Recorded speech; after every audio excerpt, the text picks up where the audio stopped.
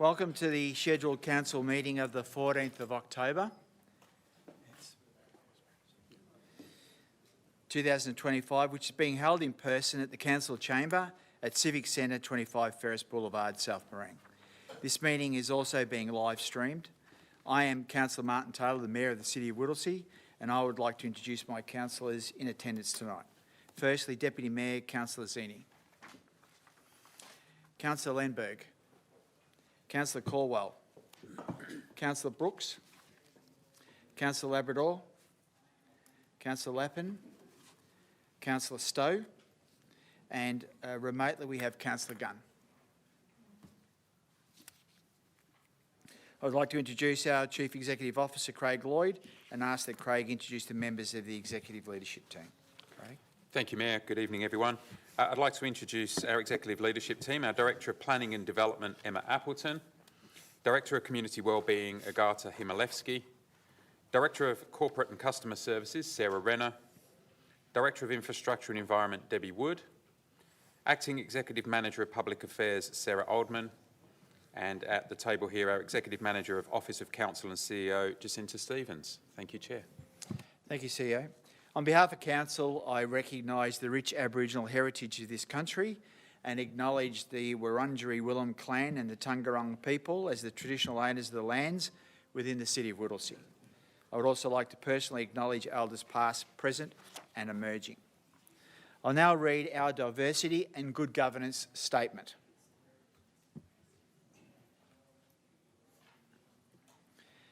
At the City of Whittlesea, we are proud of our diversity and the many cultures, faiths and beliefs that make up our community. We strive to be an inclusive, welcoming city that fosters active participation, well-being, connection to each other and this land. We commit as Council to making informed decisions to benefit the people of the City of Whittlesea now and into the future, to support our community's vision of a place for all. Apologies. I noticed that Councillor Cox is an apology for this evening. We'll now move into the ceremonial signing of the oath of Councillor Labrador. Councillors, I seek a procedural motion for standing orders to be suspended to enable the ceremonial signing of the oath of office by Councillor Labrador. Councillor Stowe.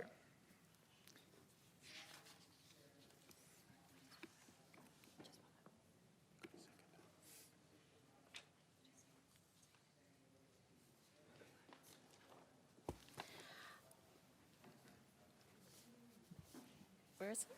Oh. I move the procedural motion that the standing orders be suspended to enable Councillor Labrador to undertake a ceremonial signing of the oath. Thank you. Do I have a seconder for the procedural motion? Councillor Caldwell. I now put the motion to the vote. All those in favour? Vote is carried unanimously. Councillors, I now seek...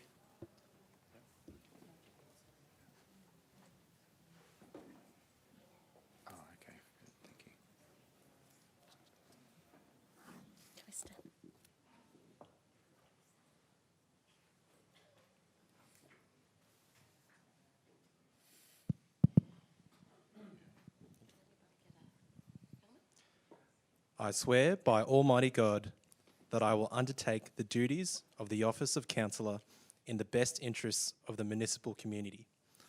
I will abide by the Model Councillor Code of Conduct and uphold the standards of conduct set out in the Model Councillor Code of Conduct. I will faithfully and impartially carry out and exercise the functions, powers, authorities and discretions vested in me under the Local Government Act 2020 and any other act to the best of my skill and judgment.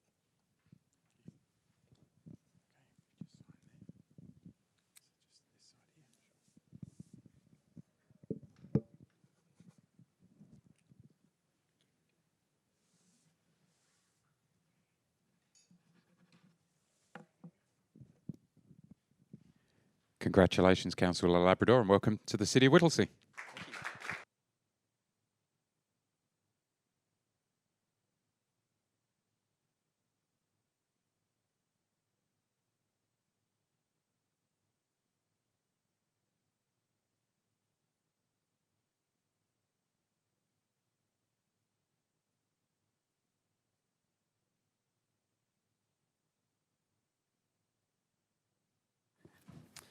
Councillors, I now seek a procedural motion that the standing orders be resumed. I move motion that standing orders be resumed. Thank you, Councillor Zini. Can I have a seconder for the procedural motion? Councillor Stowe. I'll now put the matter to the vote. All those in favour? Vote is carried unanimously. Now acknowledgements, and I introduce Councillor Lappin. Thank you, Chair. And so last month we celebrated Biodiversity Month and a major milestone for the Relief project at Bunjalanga Parklands in Quarry Hills. Together, we've planted more than 25,000 Indigenous plants across 44 hectares of parkland. These new plantings will help restore and strengthen local ecosystems by providing vital food and shelter for endangered species. A huge thank you to everyone involved, from local schools, community groups, dedicated volunteers and partners who rolled up their sleeves to make this possible. Thank you. Deputy Mayor, Councillor Zini. Thank you, Chair. I'd like to acknowledge the Bringing Up Kids Expo. Last week on the 2nd of October was the Bringing Up Kids Expo, a fantastic event that brought together local families, community agencies and early year providers. This expo offers parents and carers access to valuable information, resources and programs available across our municipality, while giving children a fun and engaging day of activities. Events like this play an important role in strengthening family connections and ensuring every child in the City of Whittlesea has the best possible start to life. Thank you. Thank you, Deputy Mayor. Last Thursday, myself and fellow councillors joined over 400 Alder residents to come together for the launch of the Seniors Festival at Plenty Ranges Art and Convention Centre. Guests enjoyed a performance of Elvis Forever by Damien Mullen and a chance to reconnect with friends. It was a great morning and I thank all council teams involved in this event. The annual Victoria Seniors Festival is a month-long celebration of our senior community running throughout October with a range of activities available to join. The festival is more than just a program of events though, it's about connection, it's about celebration and ensuring that our elder residents feel valued, included and supported. Emergency Services Expo, the 29th annual blessing of the Emergency Services Fleet. On Saturday the 4th of October, Council hosted the Emergency Services Expo and the 29th annual blessing of the Emergency Services Fleet at the Plenty Ranges Art and Convention Centre here at Civic. It was great to see so many community members come together for this free community event. The Mernda Park and the Epping Primary School Choir performed and a special multi-faith ceremony brought together emergency services personnel, faith leaders and the community to bless the vehicles and equipment used to respond to emergencies in this upcoming season. Biketober, Councillor Colwell. Thank you, Chair. Council is also proud to support Biketober, which is timely for me to mention as tomorrow is National Ride to Work Day. Hosted by Love to Ride, Biketober is a friendly, fun and free challenge designed to get more people riding and reaping the environmental, health and wellbeing benefits. Thank you, Chair. Thank you, Councillor Colwell. Declarations conflict of interests. Councillors and officers, if you have a conflict of interest in any item on the agenda, you may verbally disclose the type and nature of the interest now. But you must also make a declaration immediately before consideration of the matter in question. Councillors, are there any items for which you have a conflict of interest you wish to declare? No, Chair. Officers, are there any items for which you have a conflict of interest that you wish to declare? No, Chair. Confirmation of minutes. I seek a motion to confirm the minutes of the preceding meeting held on the 23rd of September 2025. Recommendation that Council confirm the minutes of the scheduled Council meeting held on the 23rd of September 2025 as circulated. Do I have a mover? Councillor Zini. Do I have a seconder? Councillor Lappin. I now put the matter to the vote. All those in favour of confirming the minutes, please raise your hand. Motion is passed unanimously. We now move to item 4.1, public question time. Council allows up to 30 minutes for public questions, petitions and joint letters from our community.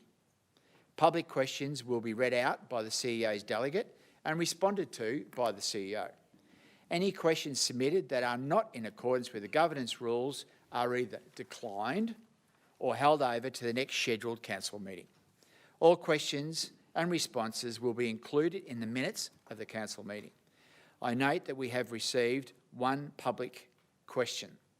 In accordance with the governance rules, no introductory or background statements in relation to this question will be read out. I will now hand over to Jacinta Stevens, the Executive Manager, Office of Council and CEO, to read the question and for Mr Craig Lloyd, CEO, to provide the response. Thank you, Chair. Our question is from Nick Brain, and the question is, what is Council doing to ensure Findon Road is safe to use and fit for purpose for road users now and into the future? Thank you, Mr Brain, for your question. Findon Road is a key east-west link within our road network, connecting the Hume Freeway to Plenty Road. Given its strategic importance, Council considers that Findon Road meets the definition of an arterial road and continues to advocate for its formal declaration and management by the state government.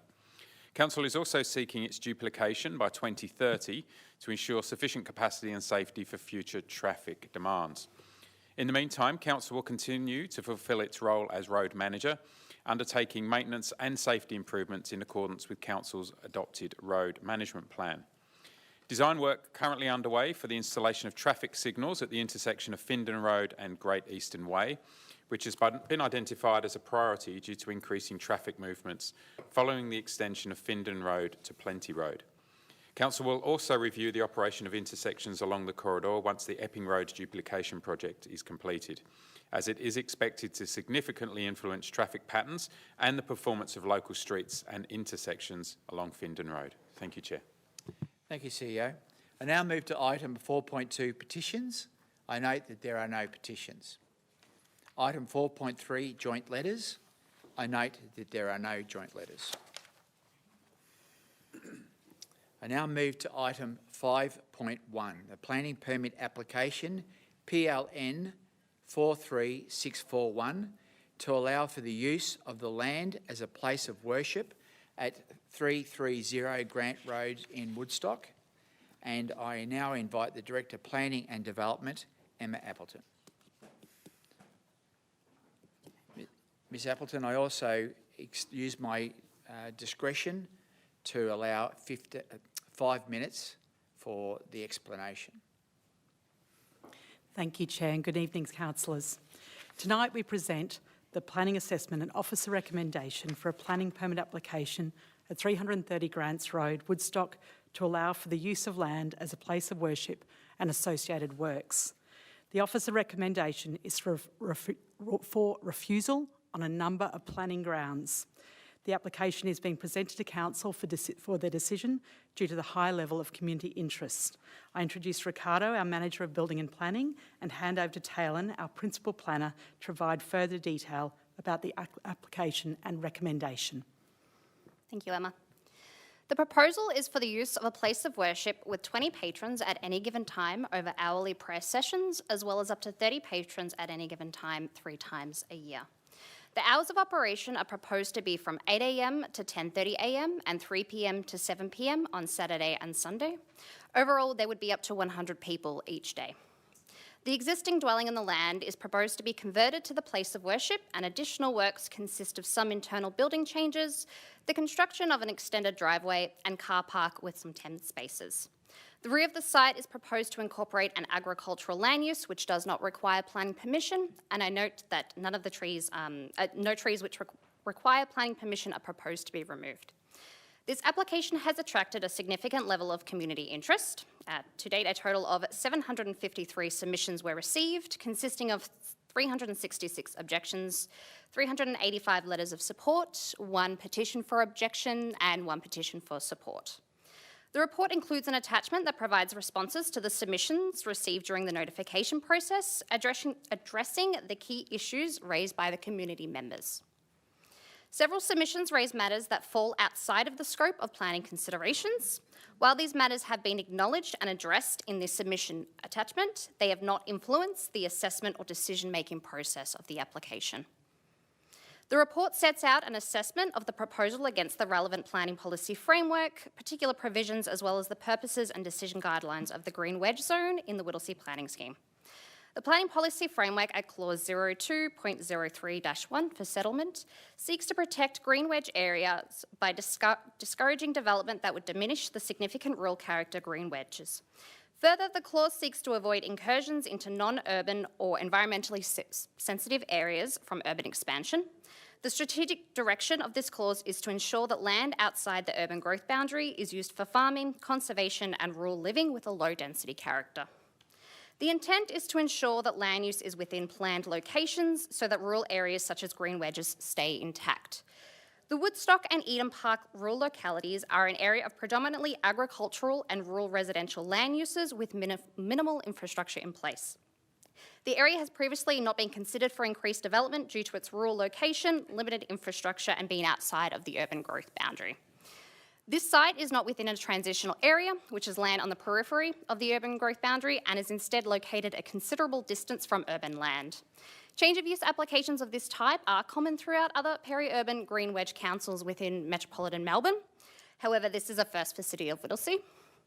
While approval of similar applications does often occur within other green wedge councils, these applications are generally within a transitional area and are on the periphery of the urban growth zone and urban areas.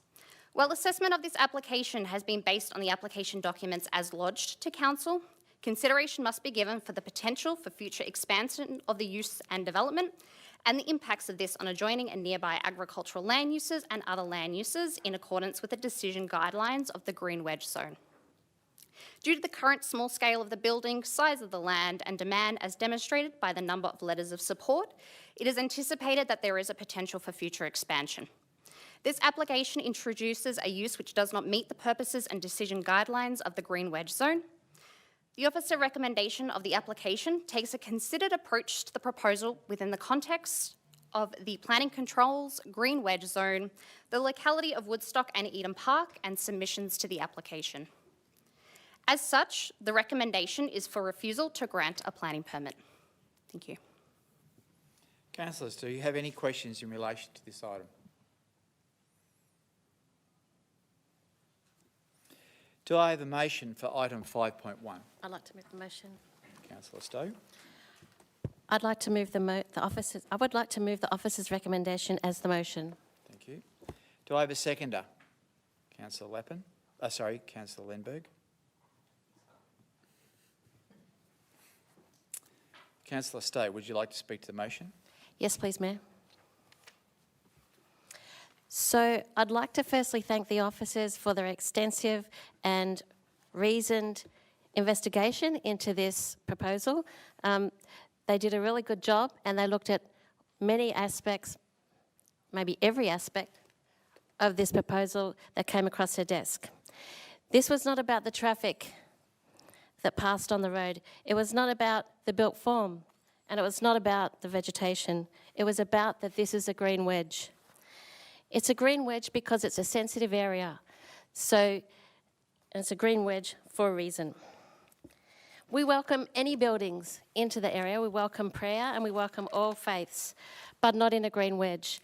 It's not in the urban growth boundary and it's in a green wedge. I have many people come to me with green wedge applications and it's just not, over the years, people have applied and it takes hundreds of thousands of dollars and they still don't get the outcome that they want. The green wedge is there to protect us, it's there for our enjoyment, and we need to recognise that it's a green wedge. So that's why I support this officer's recommendation. Thank you. Councillor Lindbergh, as a seconder, would you like to speak to the motion? No, thank you, Chair. Are there any other councillors who would like to speak to the motion? Councillor Zini.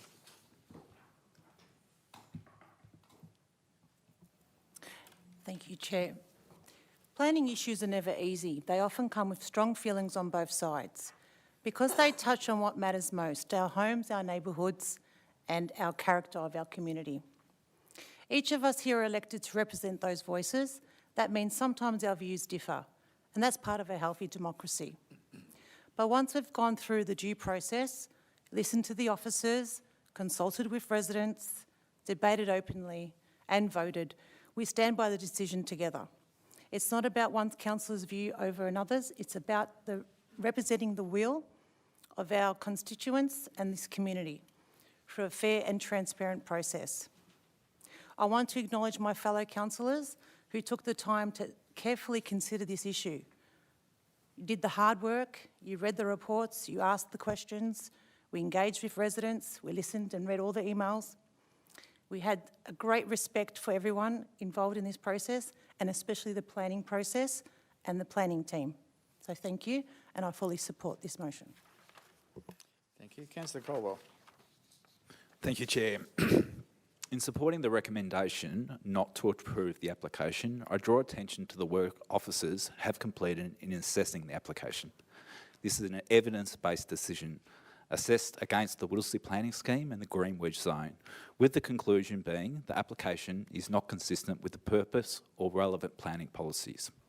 The development and works proposed are small in scale. However, this is introducing a use which does not meet the purpose and decision guidelines of the Greenwich. Woodstock and Eden Park localities are predominantly agricultural and rural residential land use, with minimal infrastructure and planning to effectively accommodate and introduce a mix of land uses. By introducing a new land use to the area, this will blur the lines between the urban and the rural characters of the area.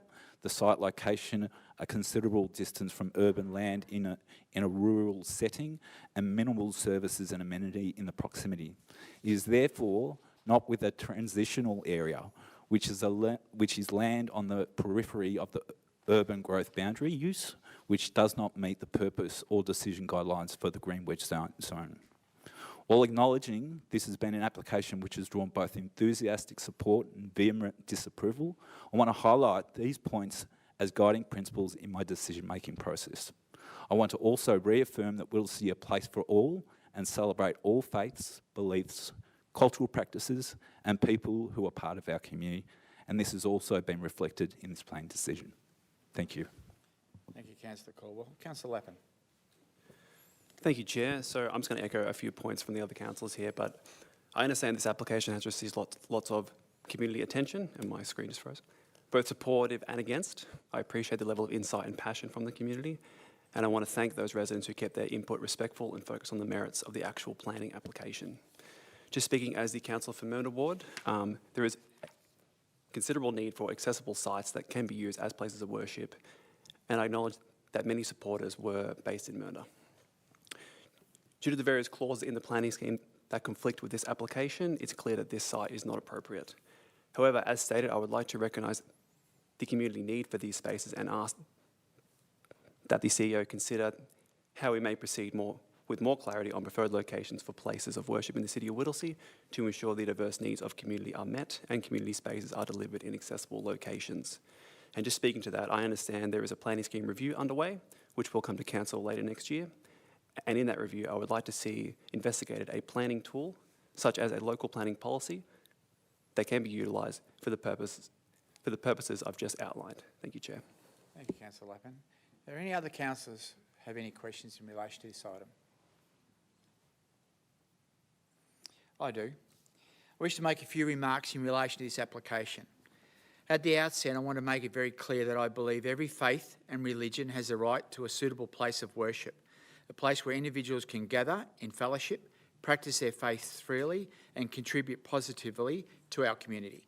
Equally, I believe that every planning application presented to this council must be assessed through a process that allows extensive community consultation, that is transparent, respectful, inclusive and free from any form of discrimination or misinformation. In considering this particular application, I have undertaken a detailed objective review over an extended period. I have listened carefully to the views expressed by members of the community, considered written submissions, examined the councillor officers' reports and recommendations, and reviewed the relevant statutory provisions that govern planning in our municipality. In my view, all applications similar to this application that come before this chamber must be assessed against the municipal planning strategy and the planning policy framework, as well as the Planning and Melbourne's Green Wedges and Agricultural Land Action Plan of 2024. These instruments collectively guide how we will use land for the development and should it occur in a sustainable, balanced and legally compliant manner within the City of Whittlesea. In that context, I place strong emphasis on an ongoing protection of the green wedge areas within our municipality. These areas are vital to our environment, agriculture and ecological integrity of Melbourne's north. And the action plan reinforces protections against urban expansion and non-compatible land uses that would undermine the long-term value of the land. I've considered all factors and based on the material presented to Council, I've formed the decision that the location is not suitable for the application at hand. Accordingly, the objective planning reasons I've outlined, I am unable to support the planning permit and therefore support this motion. I now put the motion to the vote. All those in favour of this motion, please raise your hand. This motion is carried unanimously.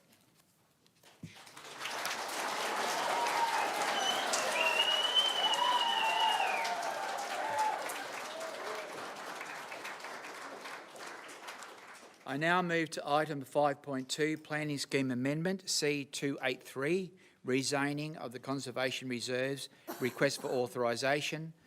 The Director of Planning and Development, Emma Appleton.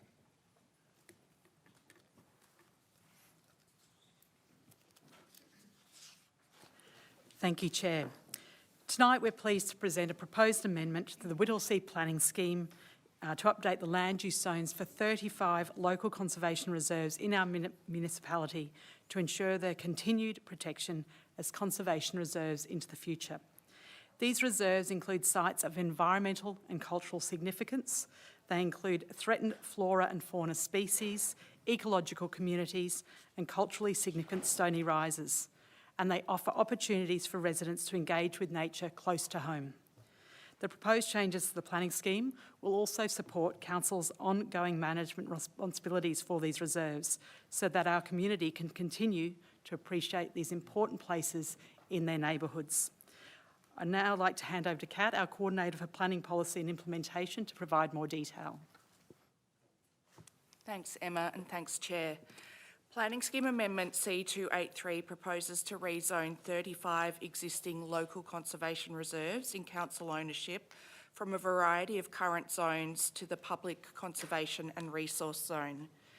The amendment will ensure that the Whittlesea Planning Scheme more accurately reflects the current use of these land parcels as conservation reserves and ensure consistency with the zoning of similar reserves across the municipality. The rezoning of the reserves to a public use zone will also provide greater flexibility and certainty for council in using these sites for public purposes. Importantly, the amendment does not propose or support any change in the use of these reserves.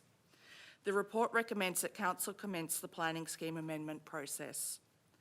Given the amendment corrects an anomaly in zoning provisions and all the sites are in council ownership, the report recommends that council request the Minister for Planning prepare and approve the proposed amendment through a fast-track amendment process.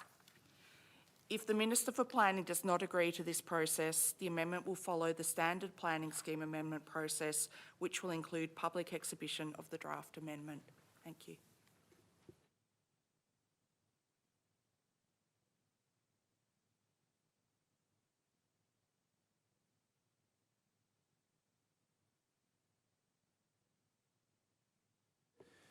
Yes, thank you, Chair. I'd like to move the officer's recommendation as the motion.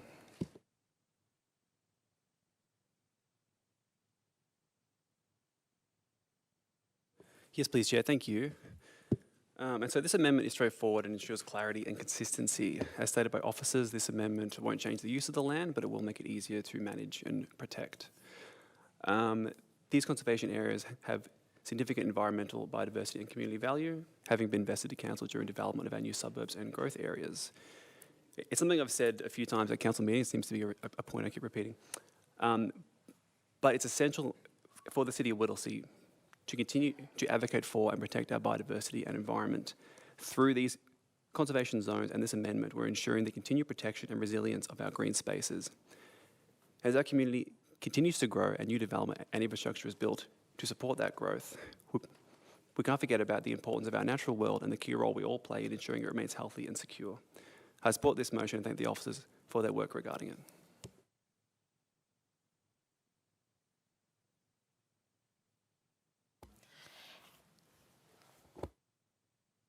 Yes, please, Chair. So I echo the sentiments from Councillor Lappin that this is a wise move to bring these zones, conservation zones, into alignment with the biodiversity or with the planning scheme. So, and also, as Councillor Lappin said, it's really important that we support our biodiversity, especially as our municipality grows. So, yeah, this is, I support the motion. Thank you, Councillor Stowe. Are there any other councillors who would like to speak to this motion? I now put the motion to the vote. All those in favour, please raise your hand. This motion is carried unanimously.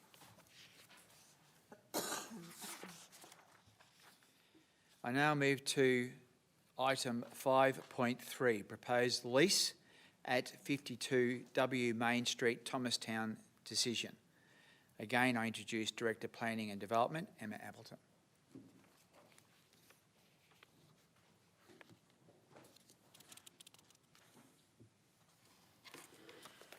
Thank you, Chair. This report relates to a proposal from Optus to lease council land for the purpose of a telecommunications tower. We all know that reliable telecommunications are essential to how the community lives, works and stays safe. A recent municipal telecommunications accessibility report found that network gaps across the municipality remain significant, with Thomastown experiencing pockets of poor coverage and key sites experiencing frequent disruptions. Granting a lease for this facility will help close these gaps, ensuring Thomastown and Lalor have strong, reliable 4G and 5G coverage that supports local businesses, services and community safety.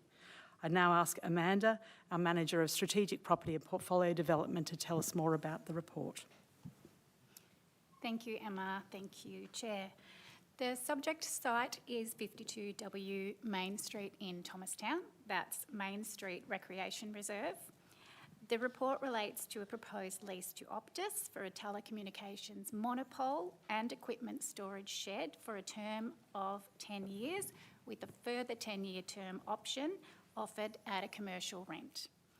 Council has met its Local Government Act obligations, including providing notice of intention to lease, inviting submissions from the community, providing an opportunity for submitters to be heard at a special hearing of submissions committee meeting, and considering all submissions made.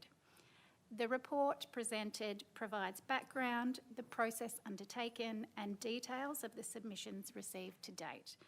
The recommendation is for Council to grant the lease to Optus for the telecommunications facility.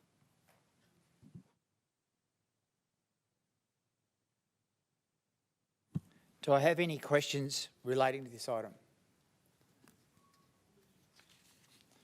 Do I have a motion for item 5.3? Councillor Caldwell.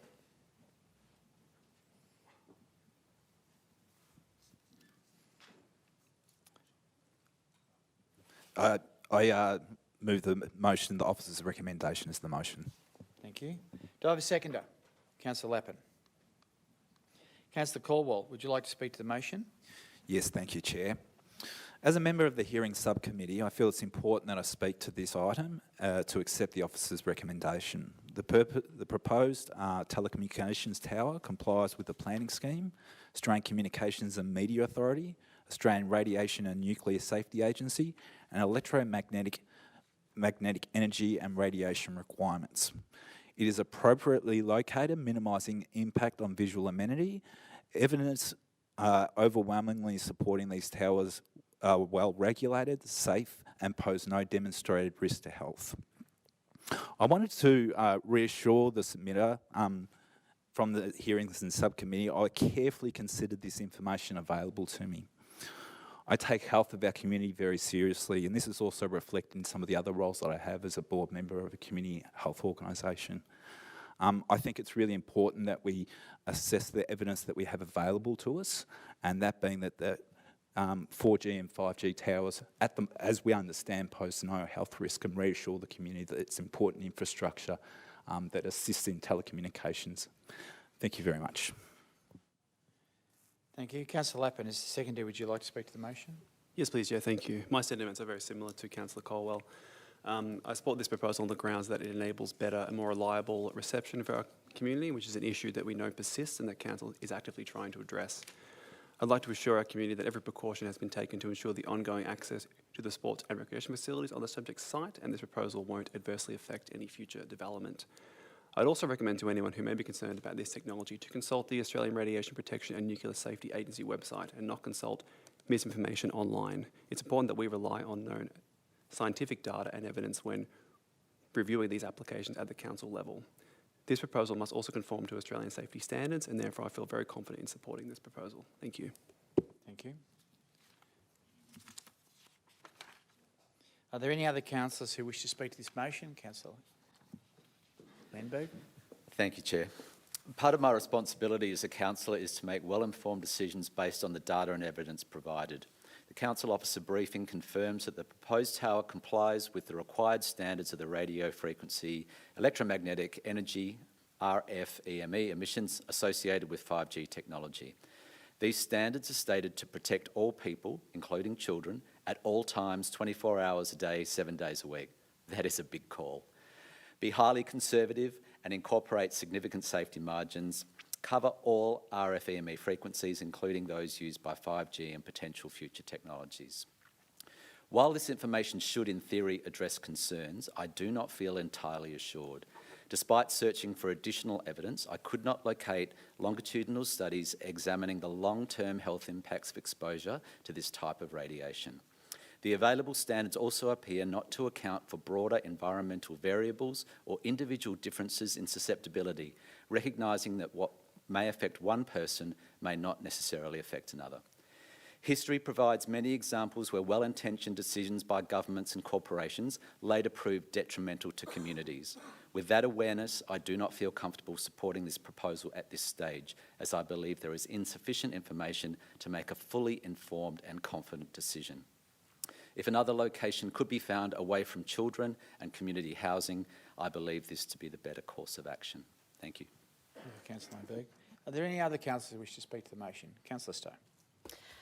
I'd just like to say that I struggled with this motion coming to the table about the 5G tower. I echo Councillor Lenberg's sentiments. With a background in forensic science and history and philosophy of science, my role was to question scientific papers and understand where they duly came from. And as Councillor Lenberg pointed out, we used to think that smoking was healthy for you. We thought that thalidomide was good for people. So on that basis, although the 5G tower is on the balance of things, what the community is possibly requiring, I also am not comfortable to approve this motion given the differences, or not, given that there's not enough information as to how this tower would affect people into the future. So for that reason, I can't support this motion. Thank you. Are there any other councillors who wish to speak to the motion? Councillor Colwell, would you like to exercise your right of reply? Yes, thank you, Chair. And while accepting some of my councillor colleagues have some reservations in regards to the item and have expressed some views that despite the fact that there's not evidence available at this point in time, there may indeed be a time in the future where evidence becomes available. I think it's important that we assess the application with the evidence that we have available now. And that's taking into consideration essentially the risk posed to health and safety. And I sincerely believe that the evidence that we have available to us, the standards that we have available to us, as well as the imperative that we have telecommunications which are fit for purpose across the municipality, that with this motion should still be supported. It's for that reason that I'll be supporting the motion as it stands, and I encourage all my councillor colleagues to do the same. Thank you. Thank you. I now put the motion to the vote. All those in favour, please raise your hand.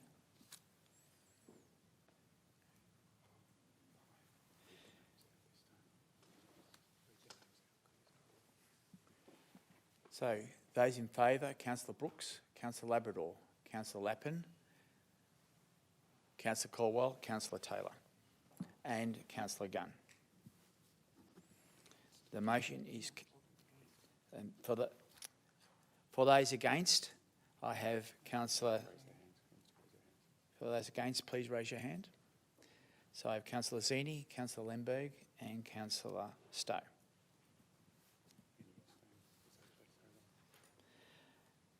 All those abstaining, please raise your hand. The motion is carried by majority.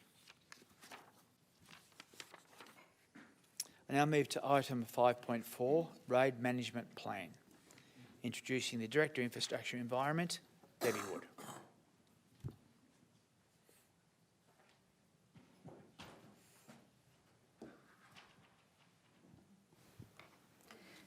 Thank you, Chair. The Road Management Plan is an essential document for the City of Whittlesea, with responsibility for over 1,400 kilometres of sealed roads, 2,600 kilometres of footpaths and 319 kilometres of shared paths. This plan covers significant essential community infrastructure. So what we know, half of our residents rely on their vehicles to move about our city, with 60% of residents having 2 or more cars and 20% having 3 or more cars. This is significantly higher than Greater Melbourne. And 20% of our community have told us their top priority is road maintenance for a livable community. So these statistics are why the Road Management Plan is an essential document for the City of Whittlesea. I have my manager, James, here of Maintenance and Operations, and he'll just talk through the report. Thank you, Debbie, and good evening, councillors. Under the Road Management Act, council is recognised as a road authority, which means we have a legal obligation to maintain the safety of our municipal road network. Now, under the Act, it's recommended that road authorities produce what is called a Road Management Plan. The Road Management Plan is an operational document that formalises how we intend to fulfil our obligations. It sets out the service standards that we will follow, the timeframes in which we will follow them, and the maintenance thresholds in which we'll adopt to ensure that our assets on our road-related network are compliant and safe. Now, variations of this document have been in place since 2004. The document is typically reviewed and updated every 4 years in alignment with the council election period. Tonight we are presenting the 2025 edition, which will replace the 2021 version, and there are 2 key differences between those 2 documents. The first is that we've recategorised our access roads into 2 categories, access major and access minor, to align with the recategorisation process that has been pushed across the state. The second is that we've reviewed and updated our service thresholds to mirror the recommendations made by the Municipal Association of Victoria. Thank you, James. So we would like to present the report and the recommendations as outlined in the report. Thank you, Chair. Thank you. Councillors, do you have any questions relating to this item? Do I have a motion for item 5.4? Councillor Zini.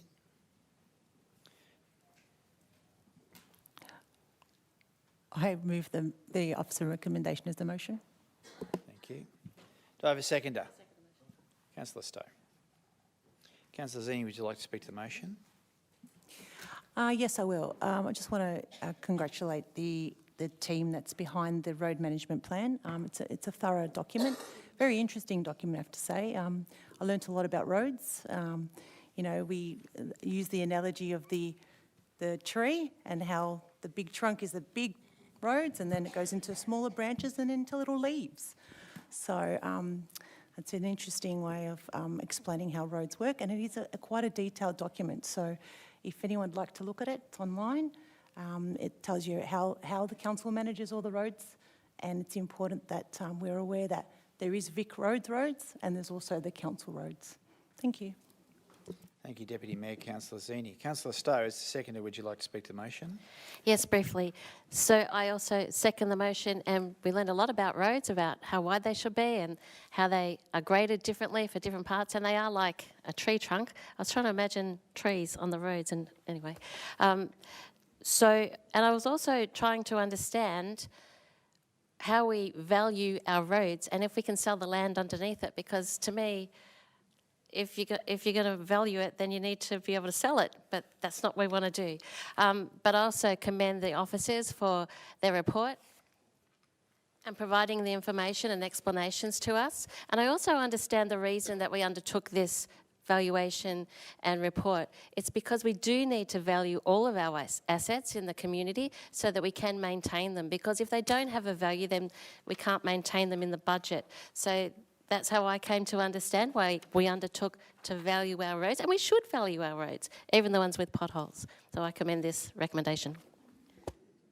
Thank you, Councillor Stowe. Are there any other councillors who would like to speak to the motion?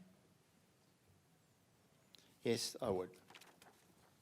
I speak in support of the City of Whittlesea's Road Management Plan as a vital document that ensures our council continues to manage and maintain more than 1,200 kilometres of roads across our city responsibly, safely and sustainably. As a council, I'm extremely conscious of the state of our roads and the feedback I receive from our community. Residents regularly raise concerns about road conditions, maintenance, safety and other comments which are invaluable.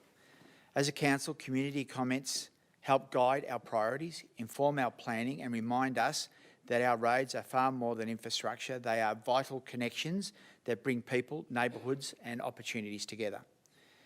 To this updated plan introduces a number of positive changes since it was last revised in 2021, strengthening how we will plan, prioritise and deliver maintenance and renewal works to meet the growing needs of our municipality. It is not just about repairing roads, it's about safety, accessibility and connection.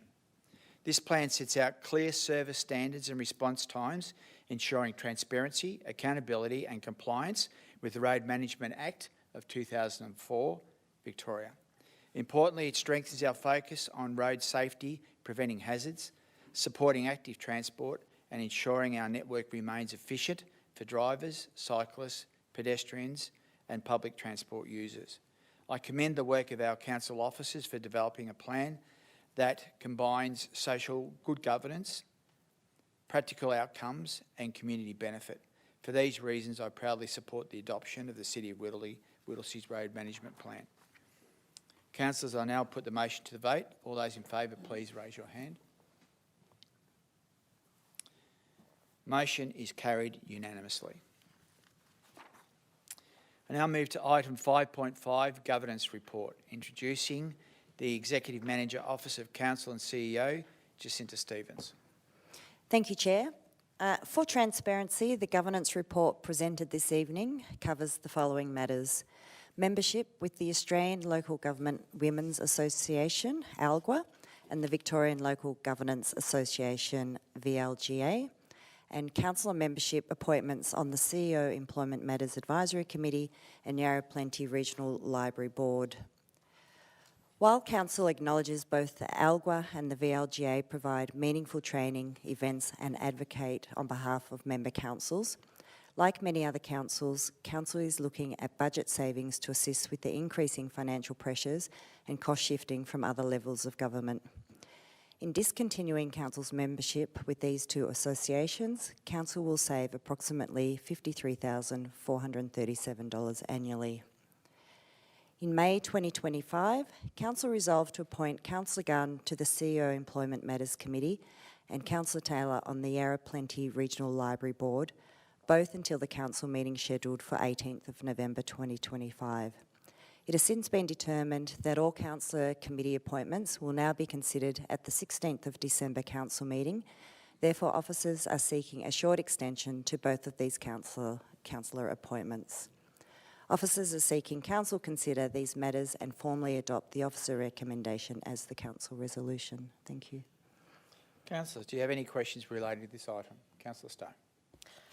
Could you just set out for me, or for the community as well, the process of cancelling the membership for ALGWA and VLGA? So is that like tomorrow it's over, or will it take a longer period, or just the implication of that, please? Yes, thank you, Councillor Stowe. We will formally write to both ALGWA and the VLGA. Our current membership goes to the end of this current financial year, so it will be effective from 1 July 2026. Councillors, any further questions in relation to this item? Do I have a motion for item 5.5? Councillor Stowe. I move the officer recommendation as a motion. Thank you. Do I have a seconder? Councillor Lappin. Councillor Stowe, would you like to speak to the motion? I have nothing further to add now that my question has been answered. Thank you. Thank you. Councillor Lappin as the seconder, would you like to speak to the motion? No, thank you, Chair. Are there any other councillors who'd like to speak to the motion? Then I'll now put the motion to the vote. All those in favour of the motion, please raise your hand. Motion is carried unanimously. Item 6, notices of motion. Item 6.1, proposed Whittlesea Community Safety Expo. Councillors, as I have proposed this notice of motion, I'm going to vacate the chair and ask Councillor Zini, Deputy Mayor, to step in and chair this item.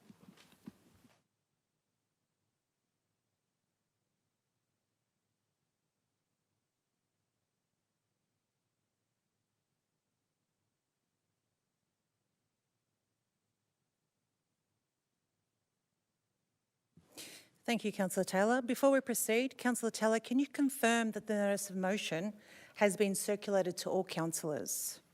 Yes, Chair, it has.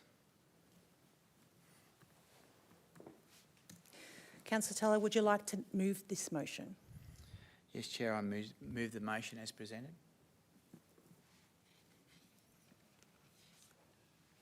Do we have a seconder for Councillor Taylor's motion? Councillor Colwell, thank you. Councillor Taylor, would you like to speak to the motion? Yes, Chair. Thank you. I raise to speak in strong support of this motion, seeking that Council receive a report outlining the options for hosting a Community Safety Expo within the City of Whittlesea. I've proven that I will continue to always stand firm for the safety of our community. I will continue to speak out loudly on community safety because right now we are seeing an increase in crime across our municipality and our community is concerned.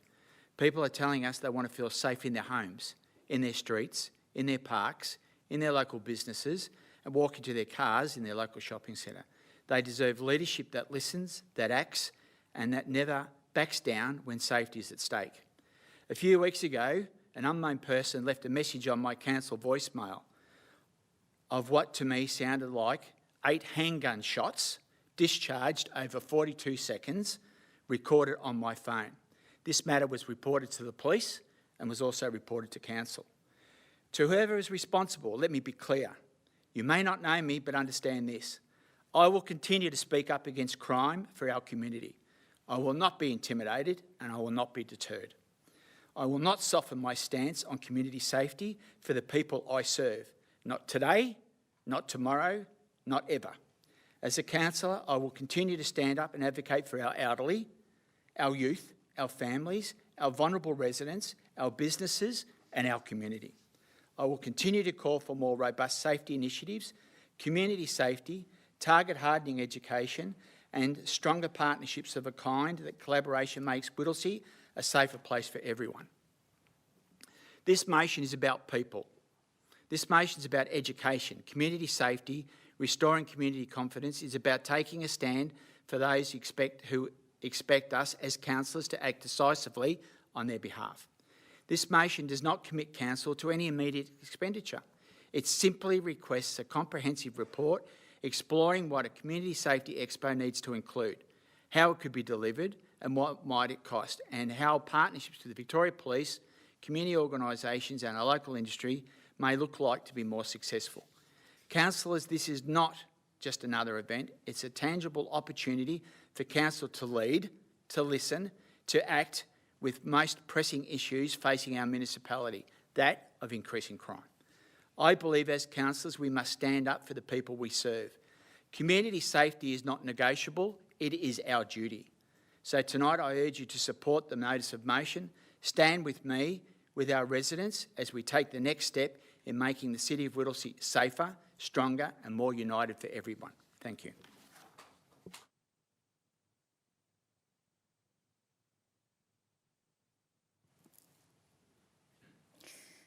Thank you, Councillor Taylor. Councillor Colwell, as a seconder, would you like to speak to this motion? Yes, thank you, Chair. I speak in favour of the motion to investigate a community safety expo as a further mechanism council can do to work with its stakeholders, including the state government, Victoria Police Emergency Service, the Justice Department, and more broadly the community and residents, so residents are empowered to both be and feel safe in their homes, their community. At Whittlesea, we are striving for urban design that inspires feelings of safety, and this is just one practical example of ways all levels of government can work together to address safety concerns. In investigating this proposal, it is important we are sensitive in not politicising the issue or unduly creating a sense of anxiety in the community. We don't want to demonise or vilify cohorts of the community. In supporting this motion, I hope that we can empower our community, as I said earlier, to have that sense of safety and the skills and knowledge to further enhance that. Thank you very much. Thank you, Councillor Colwell. Are there any other councillors wishing to speak to this motion? Councillor Lappin? Thank you, Chair. And so I appreciate the idea of this expo and understand the community angst around crime. We need to be advocates for our community, of course, and work with our emergency services, sharing data and passing on community concerns. I feel as though, however, that Council's role in addressing community safety can be better utilised. I believe Council resources would be better served and would have a more lasting impact if we invested them into areas that are under Council's control and utilise our expertise, such as looking at the way we design our infrastructure to enhance community safety and our community outreach programs and services that do great work in supporting residents who may be at risk of falling into criminal behaviour, and that prevents them from doing so by helping them get back into society with life skills and confidence. I understand this expo and the idea behind it, and want to address those concerns, but it's execution of the idea where we may differ on that, and so I won't be supporting the motion in its current form. Thank you. Thank you, Councillor Lappin. Councillor Stowe? So I have similar sentiments to Councillor Lappin on this motion of community safety. While community safety is paramount and community safety is part of the council's remit, the issues that were raised by Councillor Taylor are policing issues. They are crimes. The matters that he's raised, we do need to have a robust safety initiative, but it is a policing and state government matter. And I feel that our community is already at breaking point with the cost of living pressures. And while Councillor Taylor says that there's no budgetary implications, there is a cost to actually writing a report and a further cost if we were to raise an expo. So as much as I also support policing issues, but that is a state government issue, and we shouldn't be taking on more things than we can handle at the moment with the cost of living pressures. So I can't support this motion, although in overarching, I do support community safety, but not this motion as it stands. Thank you, Councillor Stowe. Is any other councillors wanting to speak to the motion? Councillor Lindbergh. Thank you. I remain fully committed to reducing crime and enhancing safety across our community. However, I do not believe that hosting a ratepayer-funded crime and safety expo is the most effective way to achieve these outcomes. Epping currently experiences the highest crime rate in the municipality. What our community truly needs is greater police presence and stronger support from the state government in prioritising community safety. An expo that focuses on selling security products such as locks and cameras will not address the underlying safety issue affecting our residents. Our focus should be on building a community where people feel safe and confident, not one where residents feel compelled to retreat into their homes out of fear.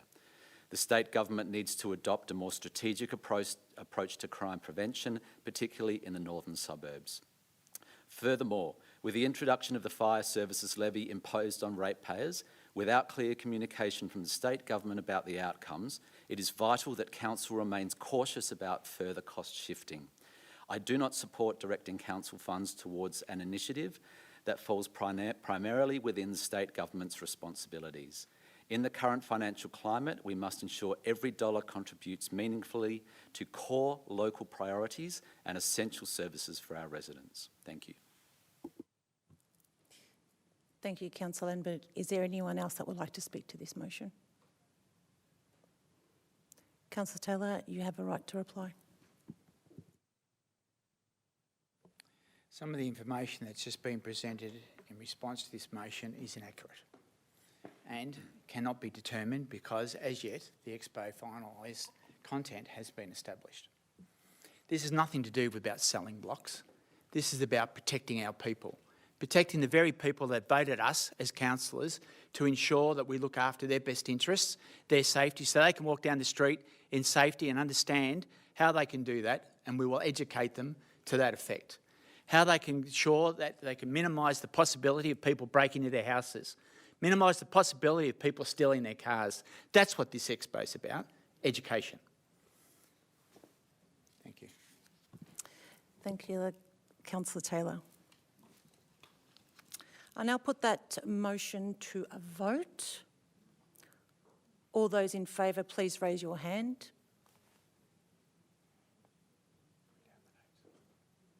Councillor Colwell, Councillor Taylor, Councillor Zinni. All those against?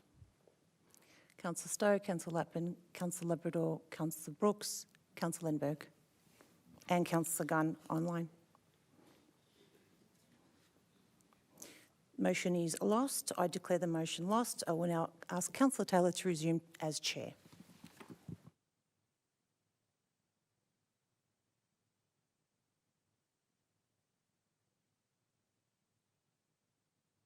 Thanks, Deputy Mayor. I now move to item 7, urgent business. Councillors, are there any items of urgent business? CEO, do you have any items of urgent business? No, Chair. I now move to item 8, reports of council representatives and CEO update. Item 8.1, councillor reports. I now call on all councillors to read out their reports of activities since the last council meeting. Councillor Zinni, would you like to read out your report of activities since the last council meeting? Thank you, Chair. Since our last council meeting, it wasn't that long ago, I witnessed the music of Elvis at the launch of the Seniors Week at Prake. It was an incredible performance, and I hope everyone that indulged in a great laugh when they were there. I attended the Emergency Services Blessing of the Fleet event. Great to speak to the SES and police regarding issues they are facing. I visited the Italian Seniors Weekly Bingo event at Thomastown Library and loved catching up with the Italian seniors there in Antoinetta. I visited Gianna at Encompass Care, where they are doing an extraordinary job helping disadvantaged residents across the city of Whittlesea access food. They need more help, and I would encourage anyone to look up Encompass Care and help donate. I will continue working with them. They are in the Bundoora ward, so it is very close to my heart. They also have an event which I went to on Saturday for World Mental Health Day in collaboration with Male Hug, which is an organisation addressing the importance of men to access help. Male mental health is less talked about as most men, as they keep things to themselves. So this is an amazing organisation that helps men open up to accepting the limitations and to meet others going through the same thing. I also took the Sacred Trees Heritage Walk with the seniors group at RMIT Bundoora. It was incredible Aboriginal history amongst our suburbs. It's worth the visit, and if you haven't already been, please go. And lastly, Councillor Colwell and I met with the Minister, Colin Brooks, to advocate for our homeless outreach and affordable housing needs. It was great to catch up with him and great to share that with a fellow councillor. So thank you. Thank you, Councillor Zinni. Councillor Lindbergh. Thank you, Chair. Since the last council meeting, I've taken a different approach to my responsibilities this month. I've been spending more time out in the community, meeting with residents and understanding their issues. The events and other engagements are also important for this month, but I have largely left these to my council colleagues. One area of Epping that I get a lot of calls from is the north side of Findon Road. You've heard that tonight as well. Parking and access dominate the concerns of residents as well as the safety of school children crossing Findon Road. Leaving Findon Rise is also an issue during peak hours, and I'm aware of the challenges that you face on your daily commute. Public transport is limited, so you have no other choice than to use your cars. I want to thank the residents that I met with, bringing these issues to my attention. I want you to know that I hear your frustrations, and I understand that with the increase in traffic along Findon Road, compounded by new housing developments in this area, makes car travel more dangerous and takes much longer. I have escalated your concerns to council officers and also spoken with my council colleagues on how we can advocate for the duplication of Findon Road to be completed by the state government. Rest assured this is high on the agenda, and I will continue to advocate on your behalf. Lastly, I attended the LGBTI+ Seniors Festival, which is a joint initiative with Darebin Council and the City of Whittlesea. As an ageing gay man, it is heartwarming to see so many like-minded people sharing the day with friends.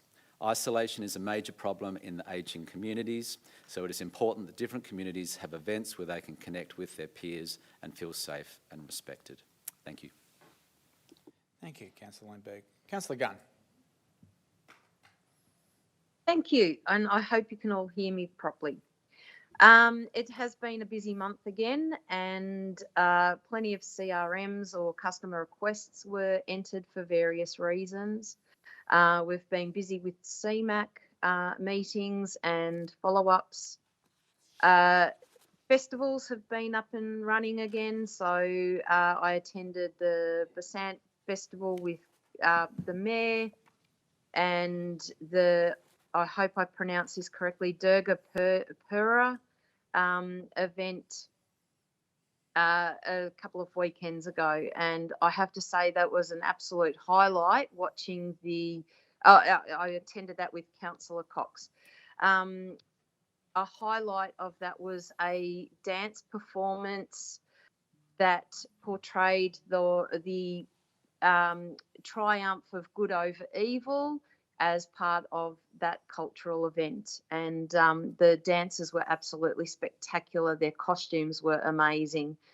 And I thoroughly appreciate being invited to that event. And I also look forward to, in 2 weeks' time, doing a coffee with council, and hope to see many of my people in the Painted Hills ward out for coffee and a chat. Thank you. Thank you, Councillor Gunn. Councillor Caldwell. Thank you, Chair. I'll make a very brief statement. So it's been a very busy period. Like we've alluded to, there's been lots of documents and emails that we've been reading through to make sure that we're prepared for tonight's meeting. And in addition to the regular briefings, I've also attended some subcommittee meetings, and which have been very important functions as part of the council. On the 30th of September, I was fortunate enough to attend decision ceremonies, which is just a really wonderful event.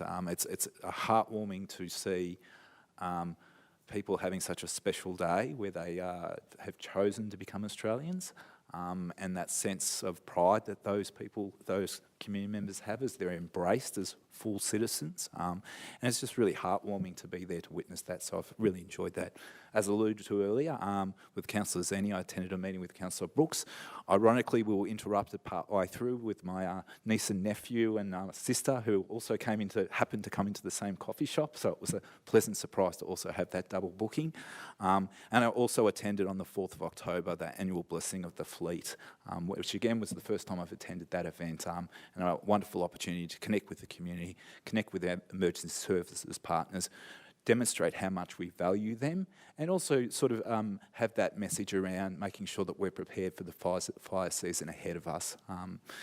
Also coming up on the weekend is the Tawali Festival as part of, on the City of Whittlesea grounds here at 25 Ferris Boulevard, which I'm very much looking forward to attending. I thought I'd leave that as a little bit of a note for those in the community who may choose to attend that event as well. Thanks very much. Thank you, Councillor Caldwell. Councillor Brooks. Thank you.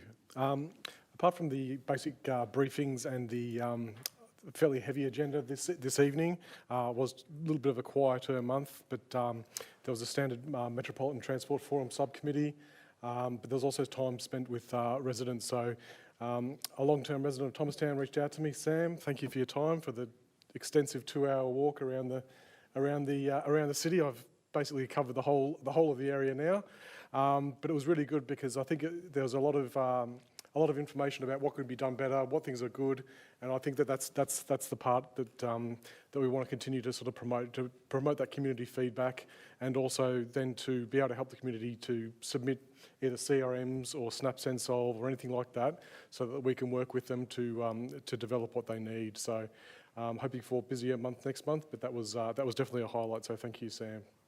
Cheers. Thank you, Councillor Brooks. Councillor Labrador. Thanks, Chair. First, I'd like to start with a few thanks. Obviously, thanks to everyone being patient with me for my arrival at council. Obviously, the past 2 months I've been spending time with my family and my newly born son. So, yeah, thank you for being patient. Obviously, thank you to Laylaw for electing me as your councillor, and I hope to serve you guys well. Thank you to the councillors for welcoming me with open arms, and thanks to the executive leadership team for putting up with me and all my questions. So thank you to everyone there. Also, quick thanks to Councillor Kosmevsky for your 20 plus years of service, and I appreciate the work that you've been able to do in Laylaw, and I hope to continue doing some good work for Laylaw Ward and also the City of Whittlesea. Obviously, these past 2 months I've been spending time attending induction, learning how to be a councillor, attending briefings, and obviously for tonight, my first meeting.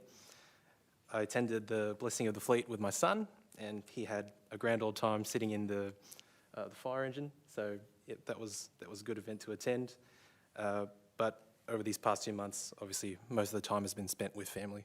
So yeah, I hope that I can get out in the community and serve well. Thanks, Chair.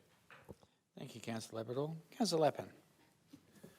Thank you, Chair. And so on the 12th of the 10th, I attended the CFA and SES Open Day down at Mernda. So I brought the family down. That's an awesome day. It was great to see all those residents turn up, and just an awesome to get that safety knowledge going into summer. It was a really great resource, and all the units we have in Mernda are extremely knowledgeable and impressive. On the 4th, I attended the Blessing of the Fleet event. These are in no order, by the way, just any date I could think of. Yeah, so I attended the Blessing of the Fleet event, which was held here at Council. Once again, a really important day on our calendar, and great to see there were so many people there who are from our diverse community turn out and wish our emergency services their very best. On the same day, I attended the Dushera event on Shotters Road. This was a beautiful event with lots of excitement and stalls and live performances. A very well-run event, and the organisers did a fantastic job, not only during the event in directing the large crowd, but also afterwards, with the Rec Reserve Oval being left in fantastic shape. I worked close to that oval and was able to see that for myself, that the area was taken care of, and so a huge thank you to those organisers. And today I spoke to the Doreen Seniors Group on behalf of Councillor Gunn, and I have never been grilled so much in my entire life. They had so many questions. They were actually fantastic. It was actually a really good conversation, very back and forth, very forward. And they were really fantastic, actually, so I really enjoyed that. So I'll be getting back to them very shortly. There was a few questions there I took on notice because there was so many questions, but I look forward to seeing them again soon. And that is everything. Thank you, Chair. Thank you, Councillor Lappin. Councillor Stowe. Thank you, Chair. So I fielded a number of questions about Donnybrook Road and how dangerous it is. Indeed, I was travelling along Donnybrook Road on the weekend and I saw a car veer over to the wrong side of the road, driving down the wrong side of the road to make a right-hand turn. So it's apparent to me that it is of concern. Apart from that, I also attended the Seniors Festival with Elvis, but I also attended 4 YPRL meetings, so the Yarra Plenty Regional Library Board. I also attended, as part of that, the 60th anniversary of the Ivanhoe Library, where I also danced with Elvis, but not the same Elvis. I met with Evan Mulholland here at the council offices, where we discussed Donnybrook Road. Also, in this period, I attended the inaugural Federal Carers Forum at Southbank, where we talked about a way forward for carers. That's an issue close to my heart, as everybody probably knows, and it was run by Holstead Community Services, formerly Nillumbet Community Services and Merri Community Health. So it was a great forum of talking about carer issues and how we can better improve services for carers. I also attended the Calcalo CFA Open Day, which was well attended. It was huge. They had a treasure hunt where I got all my 6 stickers, and I looked at the trucks, and there was a a fire truck race. So it was little toy fire trucks being shot by hoses down for the kids. That was fun. And I was hosted there by Councillor Ellie Watson from the City of Hume, which was really good. And thank you, Councillor Watson. And over the period, I've also met with a number of residents in Whittlesea area about building issues and Hume Vale. Also met with services in the Whittlesea area about homelessness as well. So I've been very busy over the last period of time, so thank you. Thank you, Councillor Stowe. So since the last reporting period of the 23rd of September to now, being 3 weeks, I've attended a total of 32 events. I will provide a full detailed report at the end of next council meeting exactly as to how many hours a week I've worked, how many emails I've received, how many phone calls I've dealt with from part of the community. However, as an overview of those events, I, on the 23rd of September, attended with the Northern Councillors Alliance where I met with the Minister for Local Government, where I spoke to him about Donnybrook Road, where I spoke to him about the Hume Highway, where I spoke to him about issues of concern with the Outer Metropolitan Ring Road, the E6, where I spoke to him about the effective work this council has been doing over the last 6 months.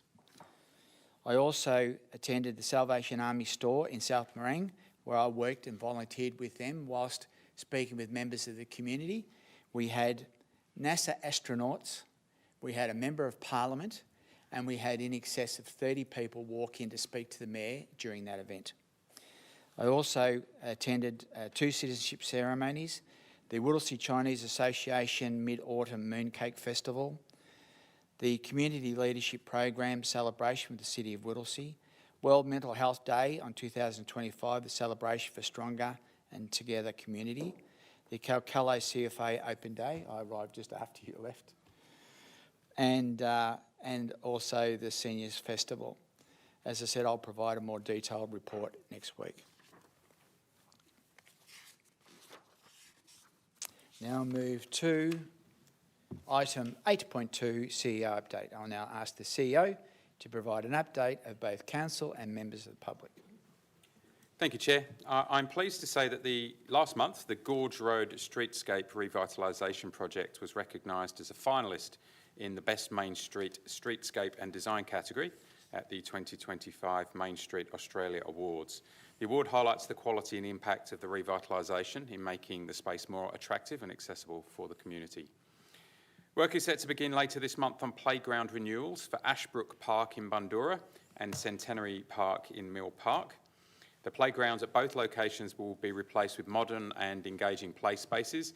We'll also be adding in new landscaping and park furniture, as well as tree planting to maximise shade. Our team has recently started work on renewing some 2.8 kilometres of footpath around the municipality as part of our annual footpath renewal program. This year we'll be spending $2.9 million on our footpaths to ensure that our community continues to use footpath network safely. And finally, I'd like to remind our community that rural landholders can apply for the Environmental Works Grant Program. This is for projects of up to $6,000 that protect and enhance native vegetation on their land. There's a lot more information available about that on Council's website, and applications are open until the 30th of November. Thank you, Chair. Thank you, Craig. I note that all these verbal reports will be documented in the minutes. Now move to item 9, tabled reports. I note that we have no tabled reports to be tabled this evening. Item 10, confidential business. Councillors, I require a motion to close the meeting to the public under section 66 subsection 2A of the Local Government Act for consideration of a confidential item. Item 10.1. I move the motion to close the public meeting. Thank you, Deputy Mayor Councillor Zini. Do I have a seconder? Councillor Stowe. I now put that motion to the vote. That motion has been carried unanimously.